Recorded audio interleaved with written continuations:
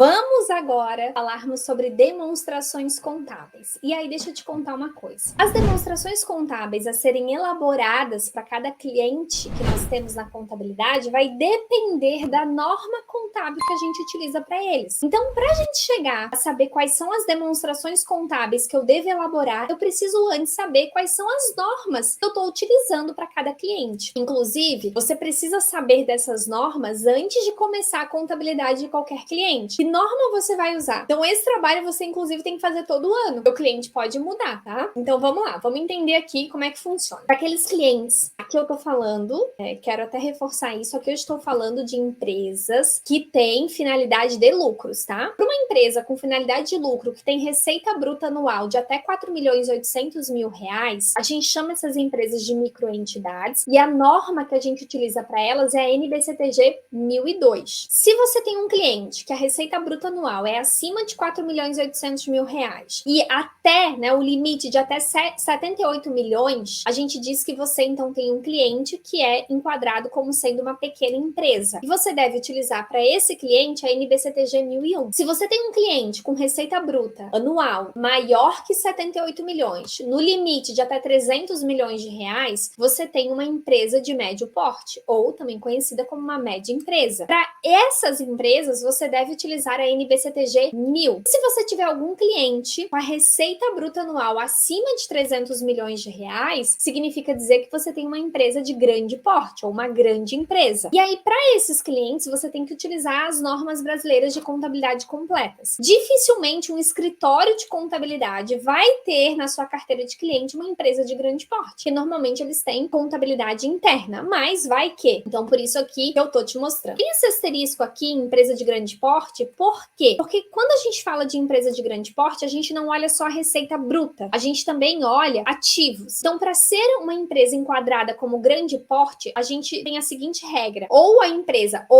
a empresa tem receita bruta anual superior a 300 milhões de reais, ou ela tem um ativo maior que 240 milhões. Então, ou uma coisa ou outra. E aí, é muito importante aqui você fazer o seguinte: cria um Excel, pode ser um Excel se isso não está no sistema, crie um Excel com a sua base de clientes, com a sua carteira de clientes, receita bruta, ativo total. Do lado, coloca a classificação, se é pequena, média, empresa, enfim, e qual é a norma que você deve utilizar olhando esses aspectos aqui que eu mencionei para vocês. Por que isso? É a partir dessa informação aqui que eu vou saber quais são as demonstrações contábeis que eu sou obrigada a elaborar para cada cliente desse. E agora sim, vamos olhar quais são as demonstrações. Se eu tenho uma grande empresa, eu tenho que usar as normas completas. E aí, quais são as demonstrações contábeis que eu preciso elaborar? Balanço patrimonial, demonstração do resultado do exercício, demonstração do resultado abrangente, demonstração das mutações do patrimônio líquido, demonstração dos fluxos de caixa, demonstração do valor adicionado e as notas explicativas. Ufa, todas as demonstrações eu preciso elaborar, caso então eu tenha uma empresa de grande porte na minha carteira. Se eu tenho uma empresa que lá é enquadrada como média, eu vou usar NBCTG 1000 para essa empresa, eu tenho que elaborar balanço patrimonial, DRE, DRA, DMPL, DFC e as notas explicativas. Ou seja, o que muda em relação à empresa de grande porte é que eu não preciso elaborar a DVA. Todas as demais, vejam, eu preciso elaborar. Se eu tenho uma pequena empresa e eu vou utilizar NBCTG 1001, já diminui um pouco a quantidade de demonstrações contábeis que eu preciso elaborar. Balanço patrimonial, a demonstração do resultado, a DMPL, a DFC e as notas explicativas. E se eu tenho aquelas empresas que são tradicionais de escritório contábil, que são as microentidades, receita bruta anual de até 4.800.000 reais, eu elaboro balanço patrimonial, demonstração do resultado e DLPA. Então veja que aqui é diferente, né? Então não é DMPL. Se eu quiser elaborar uma DMPL aqui para essas microempresas, eu posso. Mas a DLPA, demonstração dos lucros ou prejuízos acumulados, ela é mais básica. E aí a norma me permite essa contabilidade mais simplificada para esse grupo de empresas. Essa NBCTG 1002, ela é uma norma nova, passou a valer, passou a ser obrigatória a partir de janeiro de 2023. Então, DLPA não era exigido antes para esse grupo de empresas. Essas empresas que hoje são chamadas de microentidades, era que